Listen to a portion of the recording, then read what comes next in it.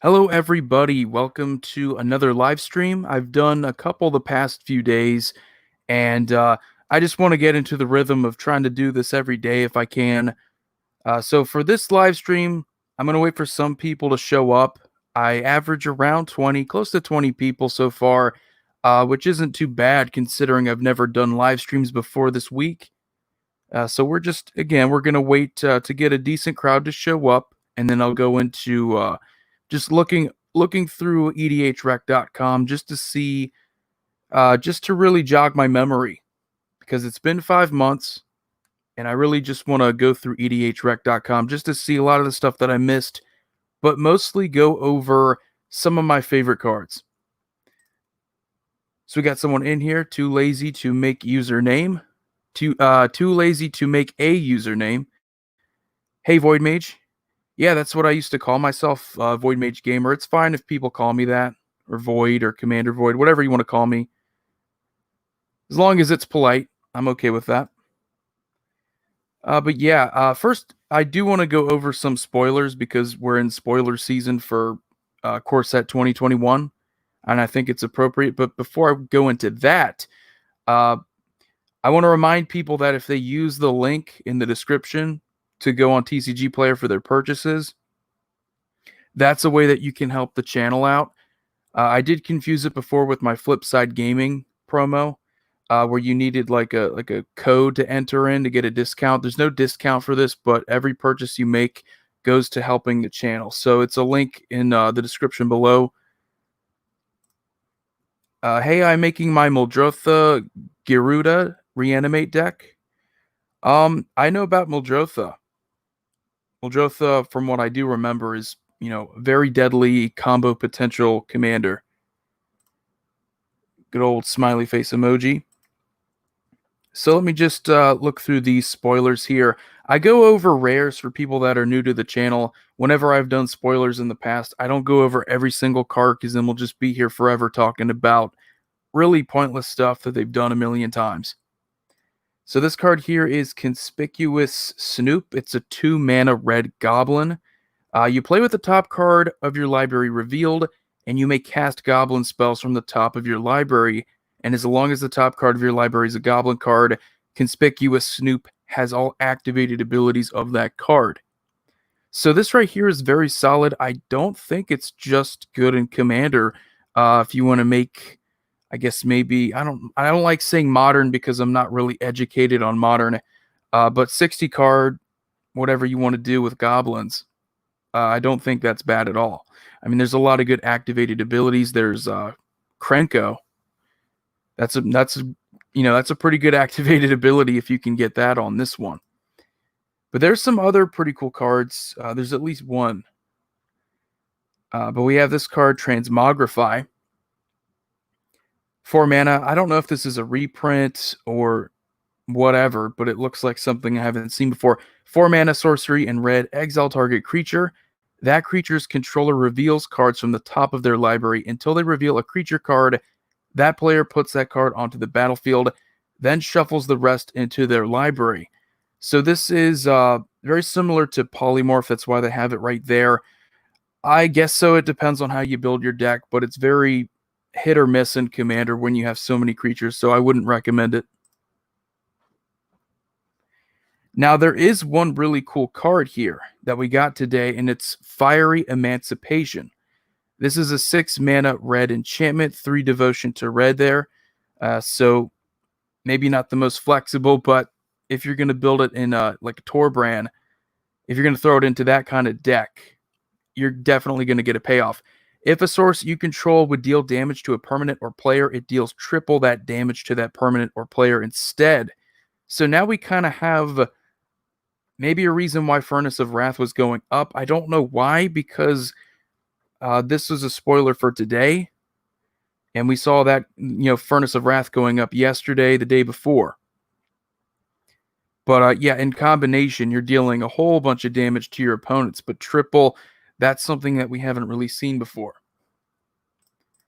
And that might be it. I don't believe there's anything else of importance. We're getting a Solemn Simulacrum reprint, but that's pretty much it. So we got some people here showing up. Let me just say hi to the chat. Hey, they're currently making a Luna and Snapdax. Sounds pretty cool. That card is amazing, the one I just talked about, apparently. It's pre-ordering for $20. Yeah, dealing triple damage. That is pretty badass. Krenko Deck, the Goblin. Oh, Snoop. So you were talking about Snoop. Yeah, definitely. The activated abilities in Goblins, you have some really powerful ones. And Polymorph for red. Yeah, a few pretty solid red cards. I'm not too big on the whole polymorph strategy in Commander, though. I know some people might be. Pretty scary looking cards. So we got like 24 people in here now, which is pretty decent. That's kind of what we're averaging now. And I mentioned this before, but my buddy, MTG Myth, we've been talking about potentially live streaming some gameplay. So I think what we wanted to do, I wanted to play some competitive EDH 1v1, but it won't be like dual commander. It's just casual 1v1. We got Patrick here. You're back. I'm so glad. Thank you so much, Patrick. I love all the support I'm getting for returning to YouTube. That card with Torbrand and Mana Barbs deals 9 damage per land tapped. That's pretty scary to think about that. Oh yeah, Kiki Jiki. I forgot about Kiki Jiki. When it comes to combos in red, Kiki Jiki, she's usually involved.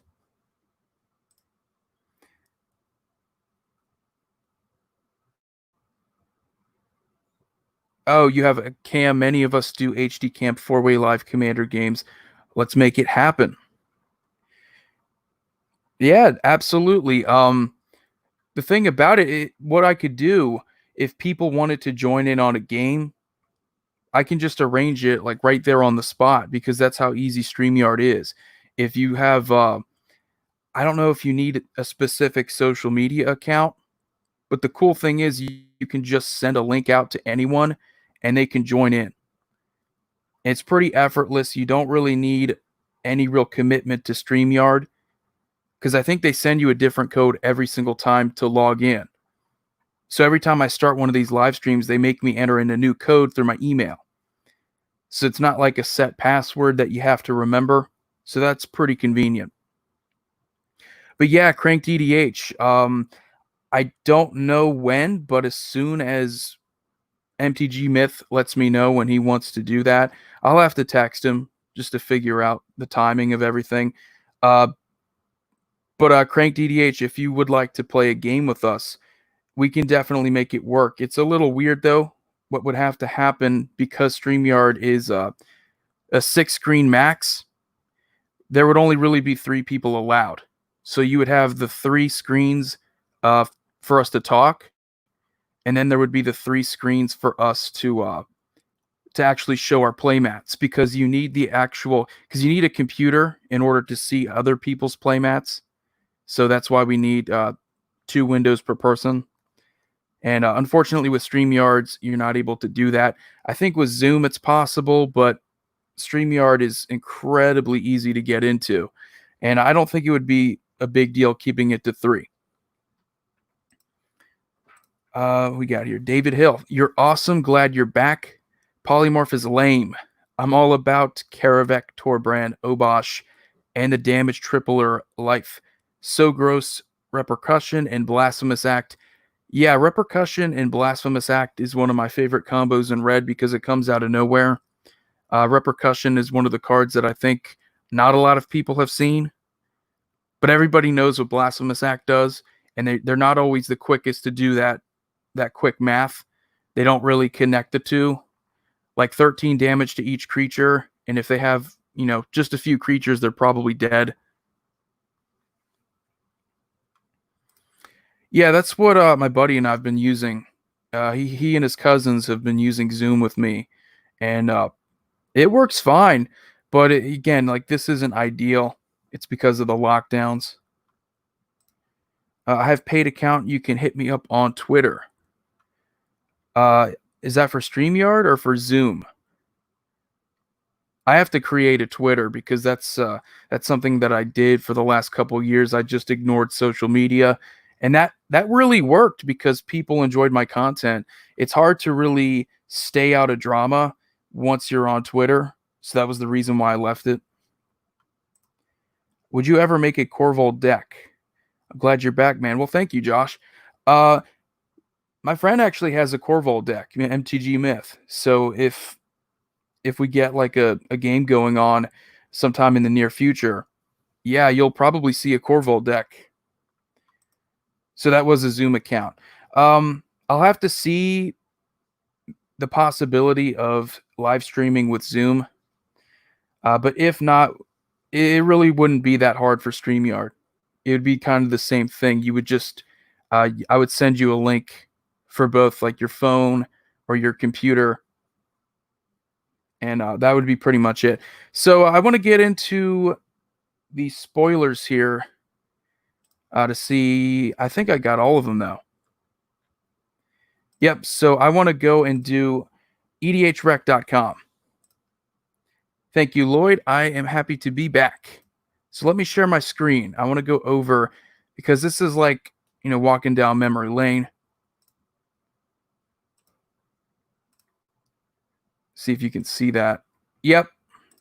Now, this is probably my favorite website, edhrec.com. It's so easy to just build a commander deck off of recommendations. So at the very top of this page, this is the top EDH commanders. So if you go to this tab, this is where you get everything. I like going through the top commanders just to see what's going on, but obviously there's different tabs. Like you have the monocolored commanders, you have the two-colored commanders, you have the three-colored commanders, and then they go 4 and 5 color because there's really not that many 4-color commanders. So staying on this page, we have top EDH commanders for the past week. I'm not really going to focus on this that much because there's still too many that I don't know about, and I can't really form an opinion on something I don't know that much about. Same thing with past month. Haven't really been getting into Magic that much in the past month. But the past 2 years, I can comment on this stuff. If you look at the thumbnail, you're going to see 3 commanders that I would consider to be my favorites. And it does change. It always changes. There's new commanders that come out.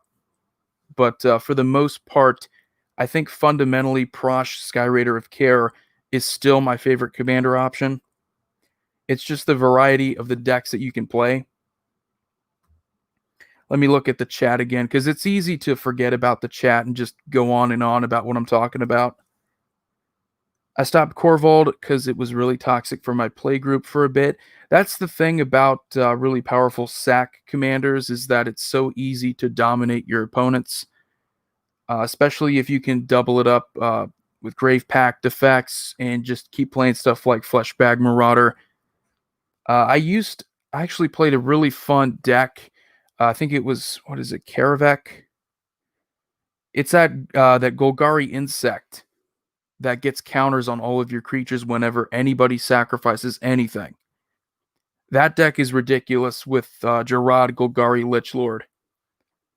Because you can just sacrifice gigantic creatures, get more counters on your creatures, and just kill everybody pretty easily.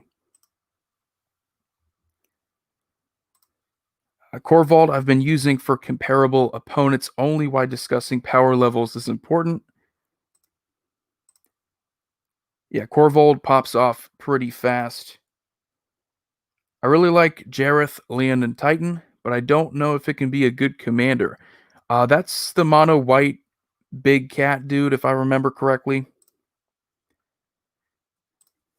But going on here, past 2 years, Muldrotha the Gravetide. This is kind of crazy because for a while on EDHREC.com, Oloro, Ageless Ascetic, which is this guy down here, this guy was like number 1 with the deck list, and it wasn't even close.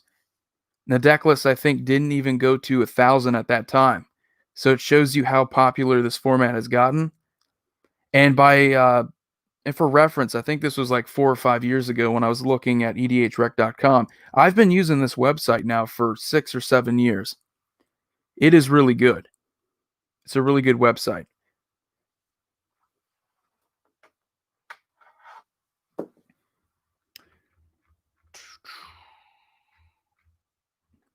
So yeah, as far as like Muldrotha the Gravetide, it's another one of those commanders where you kind of go off, and if you use stuff like Spore Frog, it can be a bit frustrating for other people to have to deal with. And I do tend to stay away from interactions like that. If I were to build Muldrotha, it would just be good value, sacrificing, creatures like Sakura Tribe Elder, simple stuff. Like it wouldn't be anything that can lock my opponents out of interacting with me. Now with Atraxa kind of, I don't like saying this because, people sometimes they think differently. Uh, I don't really like Atraxa all that much. I've always kind of felt that Atraxa was a bit overrated. I know people are, Atraxa is really good, but I think the whole let's just make super friends, it kind of gets old. And it's like playing against the same deck over and over again. I do like it though when people got a little creative and they went for the whole infect strategy. Yeah, that was a lot more fun. All right, hold on, guys. I'll be right back. I just got to mute myself.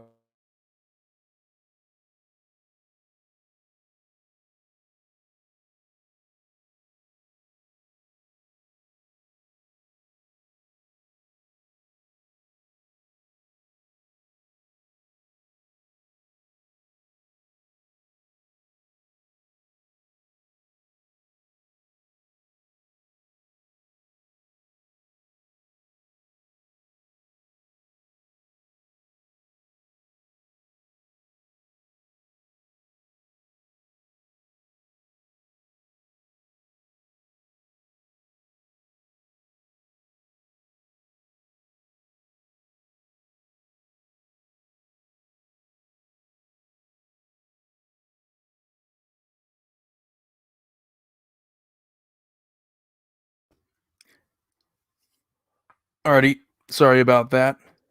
So where was I?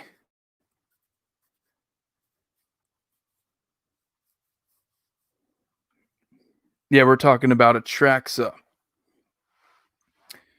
Had to answer a call here real quick.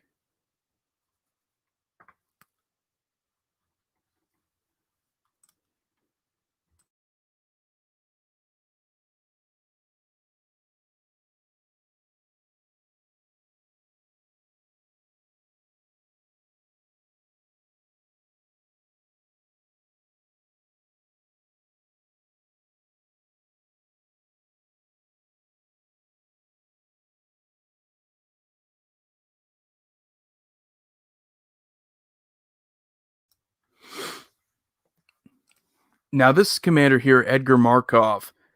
I think just as far as flavor goes, I really like vampires. I like the strategies that you can do. It's mostly +1/+1 counters and some lifelink. But with Edgar Markov, you got you got some extra teeth there. You can go pretty hard with the combos. Um, combat related combos, nothing super serious. Golos, Tireless Pilgrim. Now this one is still incredibly popular. A relatively newer commander option, and it's already past what 3,500 decks built. So that's pretty impressive.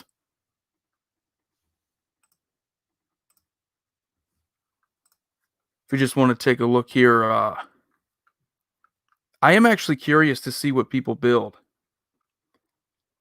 And it does seem like it's for the most part land strategies. So yeah, about a third of the decks that are built with Golos are totally just, land decks. Okay, now it's all coming back to me. Yeah, these are pretty powerful decks here. Get extra land drops. This is that Dryad. There's a lot of those cards from Theros Beyond Death that I just completely forgot about.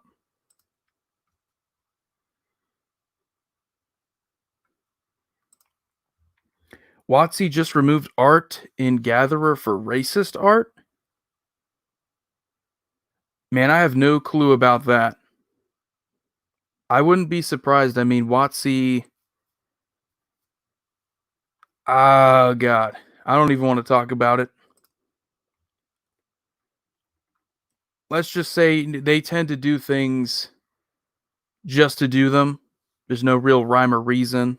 It's just so they can say that they did it.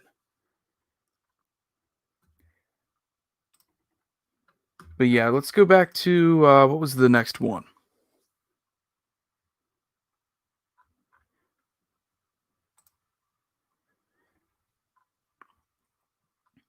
Here we have Yuriko the Tiger Shadow. So this is for ninja decks. Now I was never really like a big fan of the ninja strategy just because there were only so many of them and they didn't always impress me. I'm trying to think of any newer ones. I don't think there are any newer ones, like newer ninjas. I guess for Modern Horizons, they're just, there's a couple. But yeah, this deck is mostly, that's a thing I don't like about the ninja strategy is that it's a flavor fail for me. And what I mean by that is that it's not going to be mostly ninjas. You're going to see a lot of like one drops like Slitherblade. It's just a Naga Rogue and it can't be blocked, but that's the whole purpose there is to trigger a lot of the ninjutsus.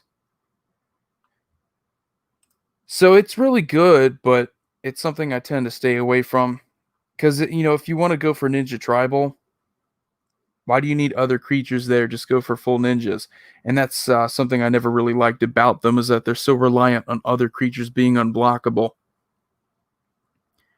Now, as far as competitive EDH goes, Kestis and Mage is actually really solid. If you want to go for a more competitive build,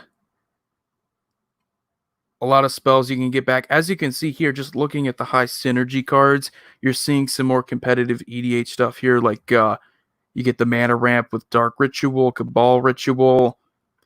You get some really good, I guess it untaps with Frantic Search. So you can keep your turn going, get your Storm count up there. If you want to go for Storm, that's a really good card too.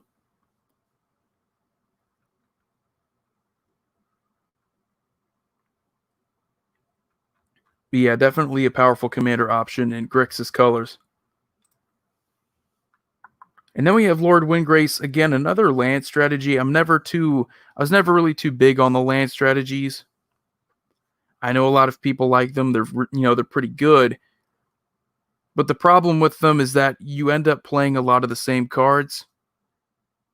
And I mentioned this before with MTG Myth, where you just have a lot of cards that say, well, you get an additional land drop. Well, what else does the card do? It just gets you more lands. So, I don't know.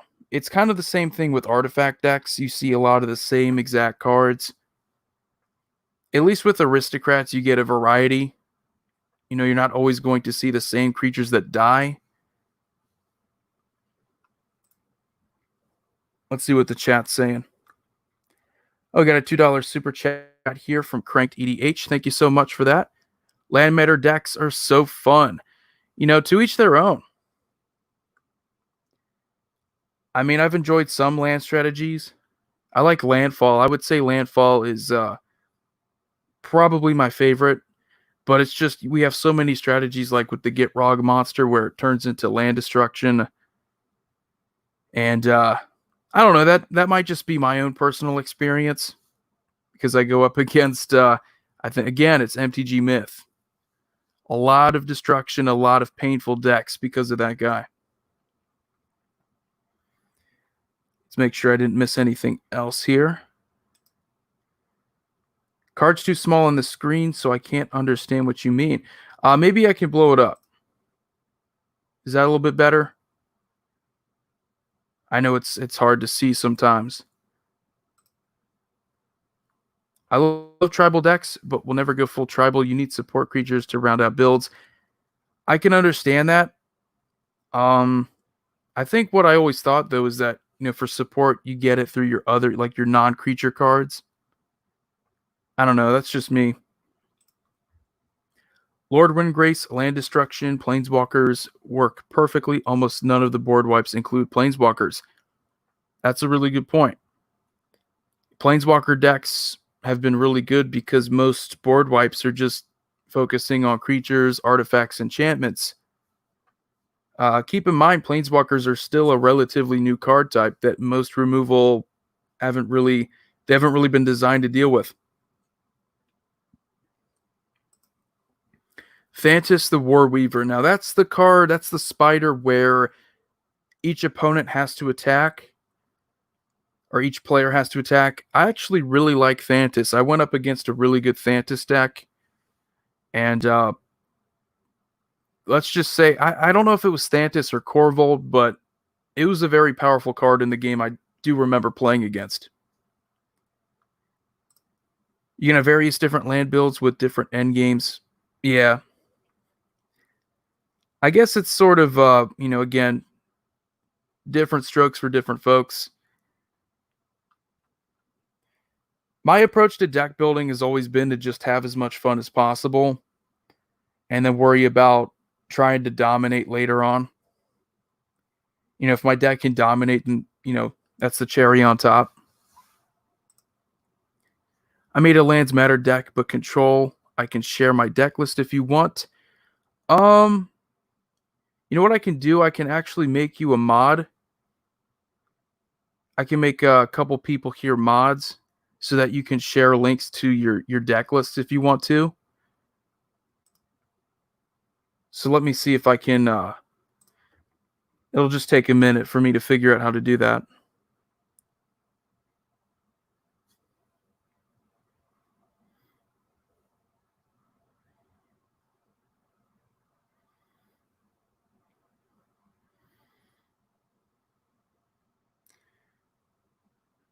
So I believe I made a couple people mods. Cranked EDH, if you're a mod now. Josh, if you're a mod now, I believe you should have it.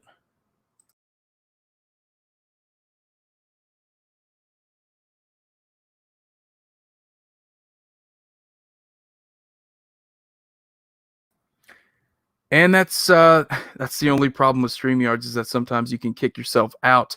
It's pretty hilarious when it happens, but the good thing is that the stream isn't happening.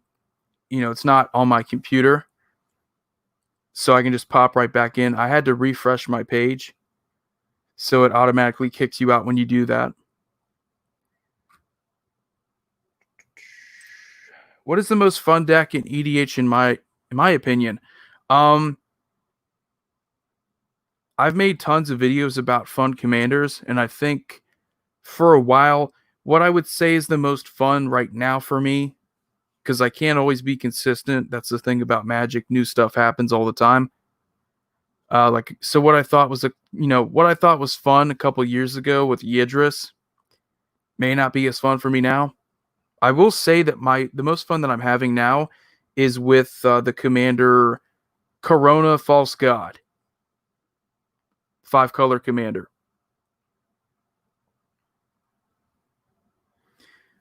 And let's see if I can share my screen again.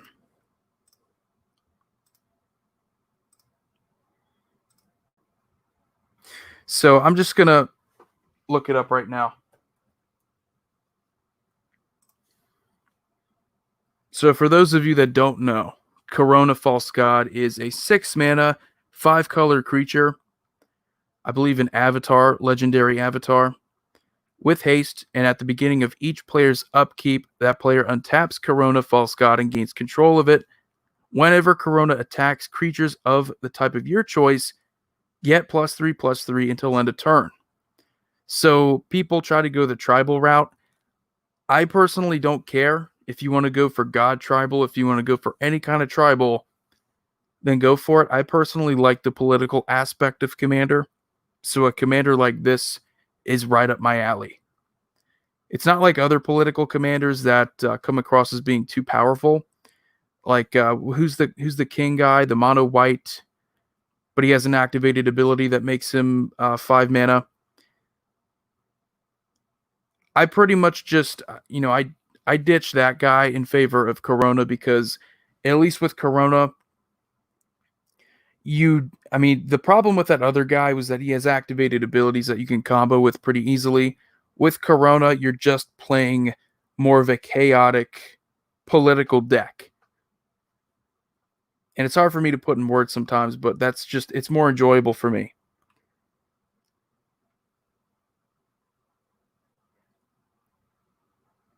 So I do see chaos here. So you can make a chaos themed deck, but there's only 11 decks, so you're not going to get the best idea maybe.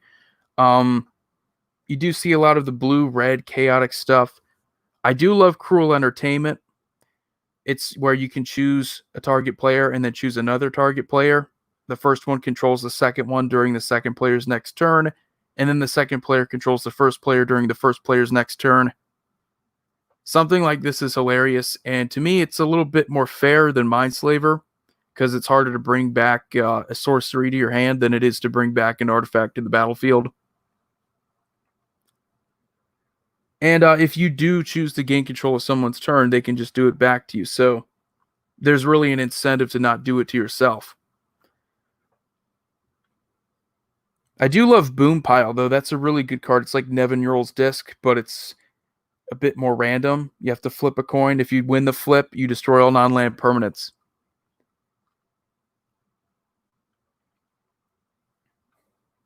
But I'm already starting to see like this isn't a good recommendation for Chaos. It's just mostly blue-red stuff, and I don't really like that. I like having spread out, what I'm supposed to accomplish. So let's see here. I think we have a link now. So Josh put the link here. Let's see if I can. I might have to go over to YouTube here.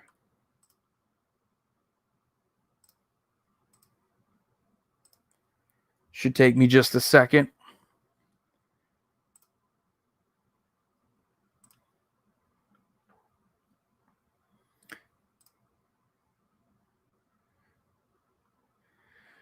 All right, so what I'm actually going to do now, I can share the screen for Josh's Tapped Out.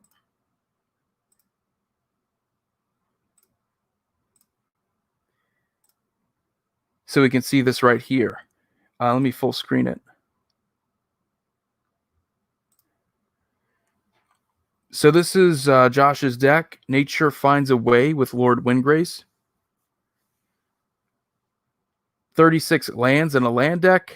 I remember whenever I played like a land deck, I would try to go for like 39.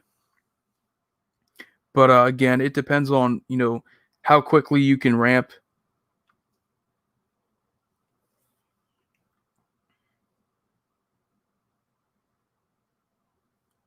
This does seem to be mostly a landfall strategy.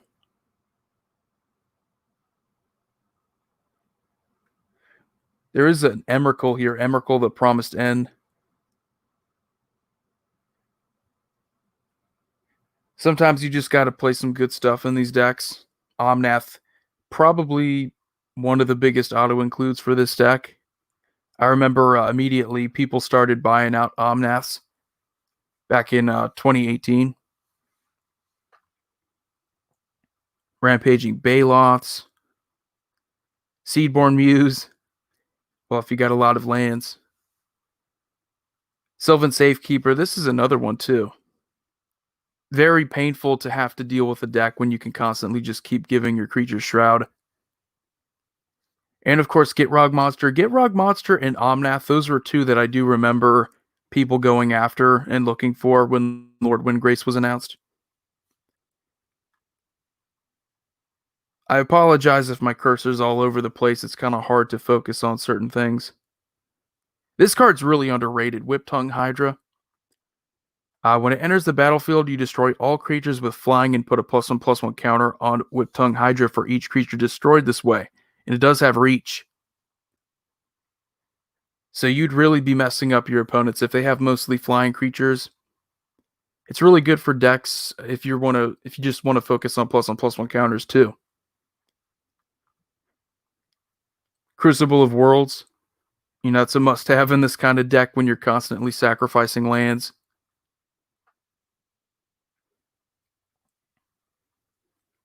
Got Burgeoning. Extra land drop stuff.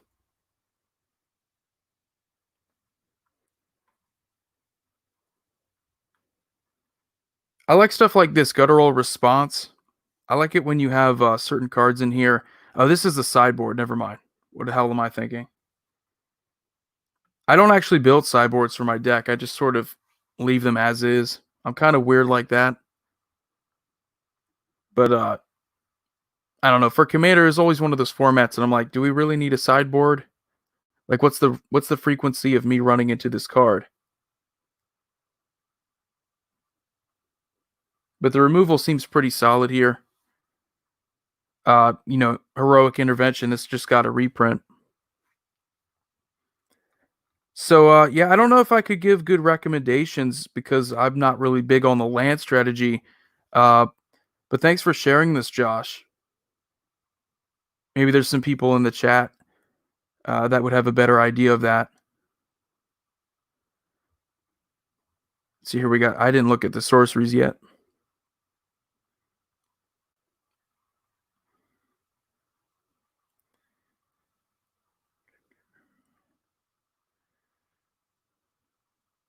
Life from the Loam. Yeah, that's a pretty deadly one. I really like this card, Praetor's Council. Very underrated, being able to refill your hand and give yourself no maximum hand size. This card. This card's really good too. Great Aurora. If you're talking about big time impact cards, I'm surprised this doesn't see as much play in Commander as it should. But yeah, I think I'm going to go over to. Let's go back to EDH Rec. Thanks for sharing that, Josh.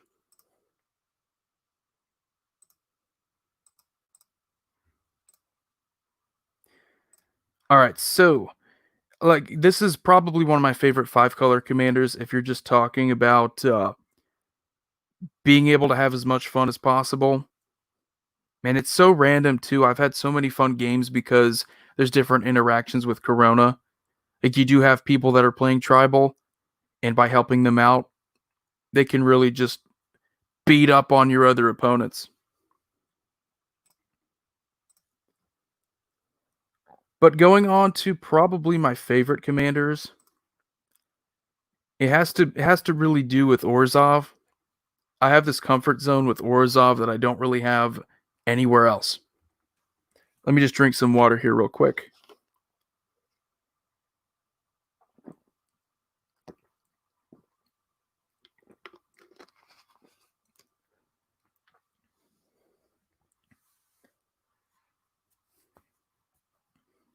Now, I think everybody knows about Teysa Karlov by now, but for the longest time, Teysa Orzhov Scion has been one of the more fun to build around commanders for me. Just because you have like so many tokens, you have so many different things that you can fool around with. So if you want to build more of an aristocrat deck, you can go and do that. If you want to build more of a control deck, you can do that.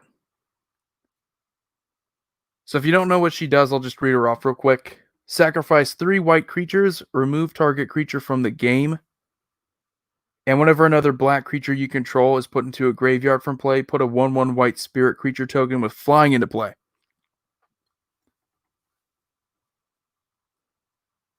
So she does combo really well with a card. Let's see if we can find it here. Darkest Hour. All creatures are black. The reason why that's so good is that if you have a sack outlet, pretty much you can go infinite with Teysa. And we have one right here with Viscera Seer.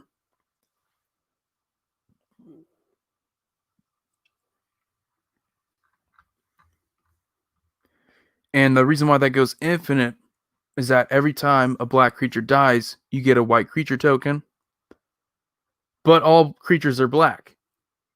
So that white creature token is going to turn black as soon as it enters the battlefield.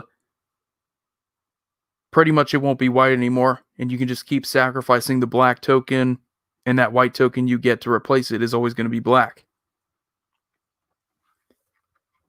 Now that in and of itself will not combo and win you the game. You do need other things like death triggers like Zulaport Cutthroat here. So you have infinite death triggers on that combo alone. And all you would really need is Zulaport Cutthroat, Blood Artist, Cruel Celebrant. You could have a blasting station here. So you would have a sack outlet, and you won't need something like a Blood Artist. You could have a Corpse Knight here whenever another creature enters the battlefield under your control, each opponent loses a life. You could eventually draw into some kind of win con with Smothering Abomination. You can make all of your opponents discard their hands with Sadistic Hypnotist. That's a really fun card that doesn't see enough play. Again, you can draw a bunch of cards with Yawgmoth. Just a lot of cool stuff you can do. So overwhelmingly, black and white is just stacked in Commander. You have so many good quality Commander options. We do have Elenda the Dusk Rose, which is seeing some more popularity, which is seeing some more play. A lot of that has to do with the change in the death trigger rule. Let me see what you guys are saying here. Make sure I'm not missing anything. Yes, Kenrith was the toolbox commander I was talking about. Yeah, I agree with you completely. A lot of varying degrees of power. If you want to make more of a group hug deck, you can do that. I guess it's just hard to really, like, once you know the people you play with, you get more comfortable with increasing the power level. So if I just go up to random people, I could play with the pre-con deck and I really wouldn't care. But that's not always the case. Sometimes, like, if you're playing with people you know, you just keep challenging each other. So that's why whenever I'm up against someone and I think, hey, we should just be playing casual, it usually never is just casual. So my personal go-to for chaos is Norin. So Norin the Wary. Absolutely love Norin the Wary. I think one of my first mono red commander decks was Norin the Wary. And there's just so much chaos you can pull off in that deck. It is just a blast. Hey, Void, glad to be part of the stream. What is your normal process when considering ratios to your deck, i.e., ramp, removal, card draw? That's a great question. And that's Liberty Prime as your avatar. I love that game. The ratio that I go for, it's usually not anything other than just lands to non-lands, and you kind of have to really get a feel for the rest. But I think as far as lands go, anywhere from 36 to 38, 36 to 38, that's kind of around the range that I stick to. It could be less, it could be more, and I don't think you're in trouble, but that's just something I stick to as a preference. It also has to do with how competitive your deck is. If you're playing competitive EDH, like a third of that deck is probably going to be ramp, so you only really need to play like 28 lands.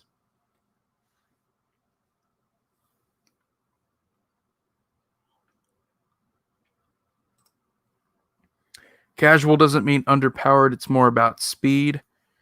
Yeah, I mean, I guess so. But then again, I think that's how a lot of things are powerful or considered powerful in Magic the Gathering. You could pay 7 mana for a card that draws you 20 cards, but is it technically better than, paying 1 mana for an Ancestral Recall where you can just draw 3? So yeah, there's different speeds, but I think, most people would say the speed is the power.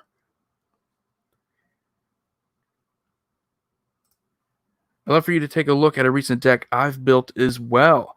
Yeah, let's see. I think this will be the last one that I do, though. I can't keep doing this all day.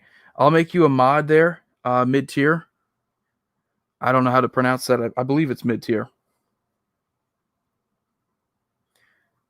So I believe I just made you a mod. So if you want to drop the link in the chat, you can do that.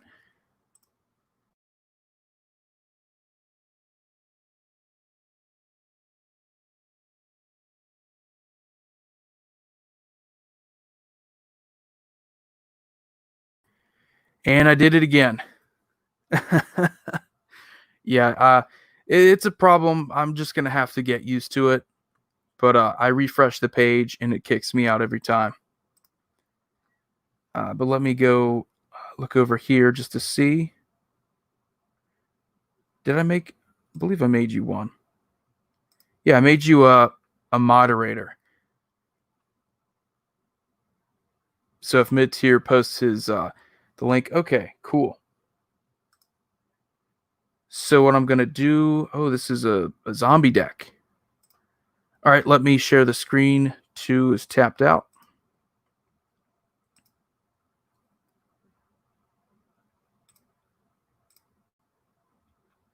And as far as the whole moderator thing goes, just use it responsibly. Like you can post links to your decks if you want to. Obviously, don't post links to, sketchy websites, non-Magic the Gathering related websites. So this is Consult the Grave, a zombie deck here with Grimgrin Corpse Born. This was always one of those interesting commander options I don't think a lot of people know about. 5/5 Zombie Warrior enters the battlefield tapped and doesn't untap during your untap step, which is always interesting to me. Didn't see a lot of this back in Innistrad. Sacrifice another creature to untap Grimgrin and put a +1/+1 counter on him. When he attacks, you get to destroy a target creature defending player controls, then put a +1/+1 counter on Grimgrin. So it's kind of like Thraxamundar in the sense that you're getting +1/+1 counters and killing creatures. I believe that's also a zombie too. So this is a little interesting though. I don't think it's a zombie deck, is it? You have zombie influence, but you have a lot of non-zombies too. Baleful Strix is a good card. I don't know if I would put it in a zombie deck though. Got Blood Artist, Bloodghast. So this is a vampire strategy too. Is this like a weird theme deck? Like a Halloween theme? Let me check the chat.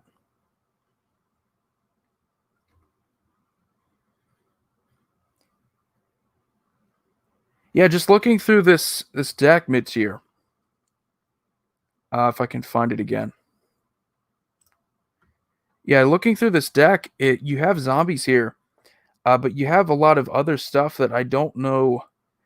I mean, it's good stuff like Thos is good. I don't necessarily. Okay, so aristocrat value with a hint of zombie goodness. Okay, yeah, I can see the aristocrat now. So we have Coca Show. That's definitely a good aristocrat. Grave Titan's good for the zombie strategy. This is kind of throwing me for a loop though with the whole Bloodline Keeper though. Um, this is what kind of made me think it was more of a Halloween theme, going for vampires and zombies. If it was just about aristocrats and zombie goodness, Zulaport Cutthroat's a good aristocrat creature.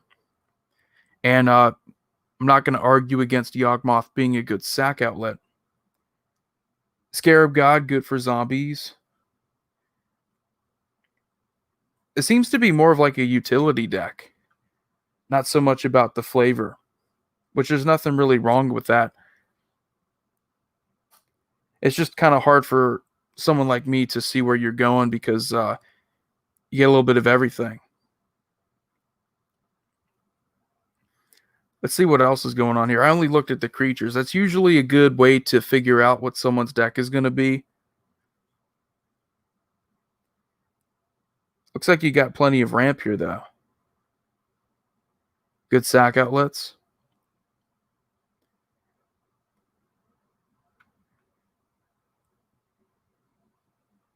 I don't know why the images aren't coming up, but definitely have some good recursion there. You got Dread Return. Got some pretty decent control spells here too. You got some good counter spells.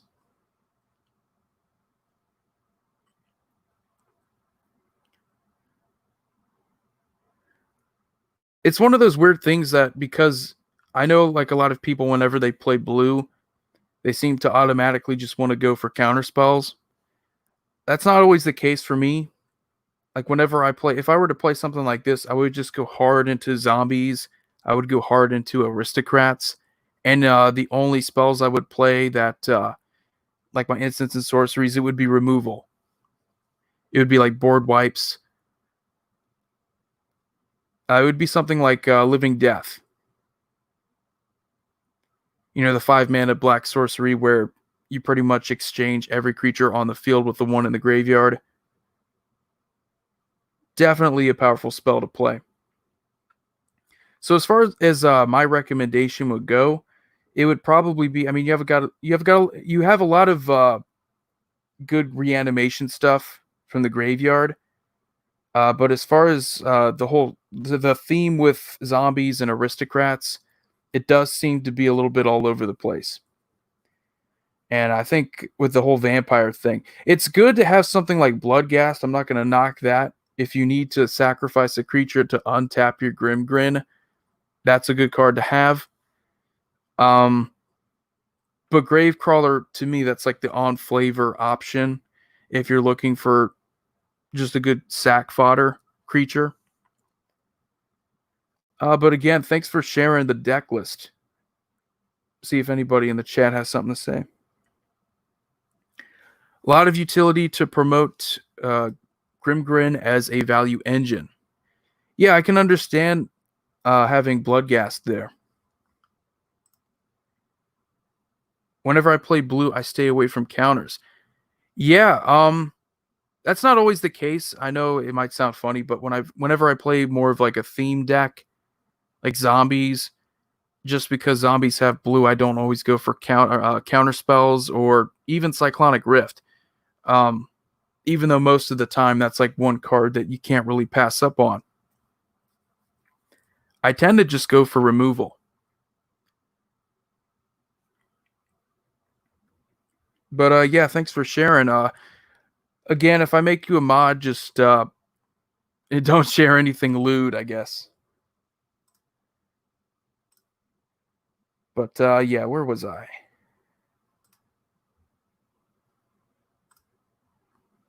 Share the screen. We're gonna go back on over to EDH Rec. And we're about to wrap this up. We're almost at an hour. I think yesterday's live stream I only did like 30 minutes. But yeah, this is like Orzhov Commanders. A3O Scott of Passage is another one where you do have some really, really disgusting things you can do. One of them is the Shadowborn Apostle strategy. It's pretty fun because they sacrifice themselves, but you can just keep bringing them back to your hand, keep playing them, and they just keep getting these demons like Razaketh. You can get Runescarred Demon. There's just some really nasty things you can do. We have Villas Broker of Blood.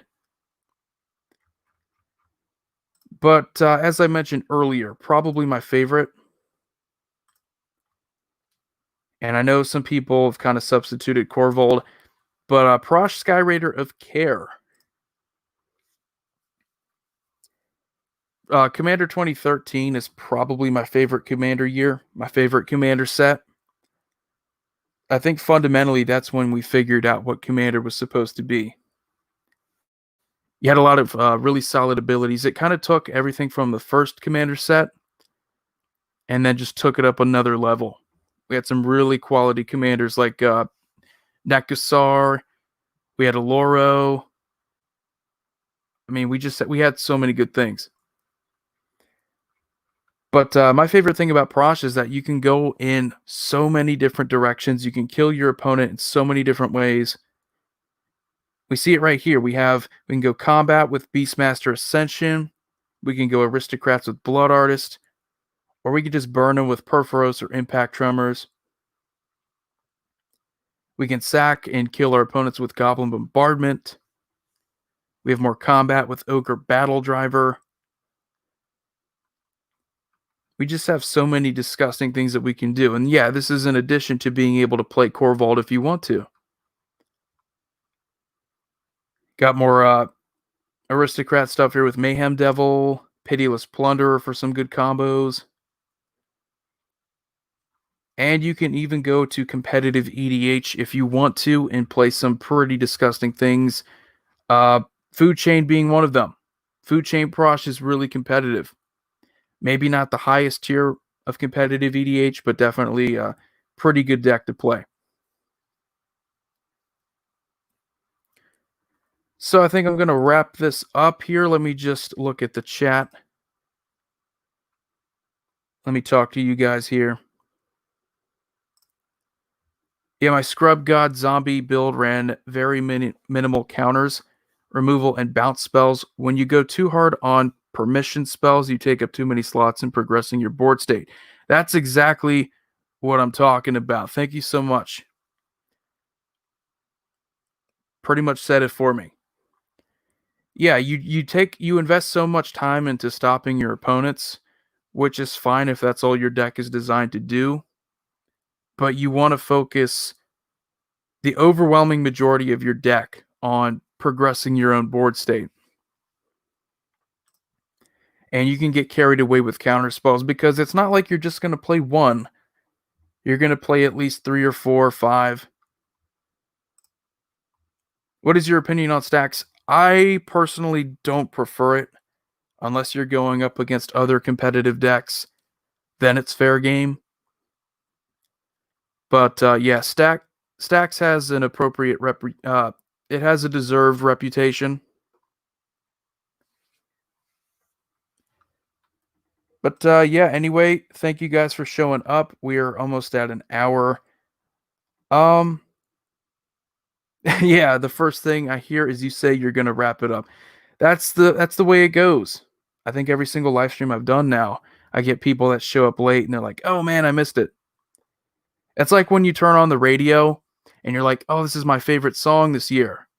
And it's like 20 seconds left and it's over. Because it's kind of hard to distinguish the last chorus from the first one.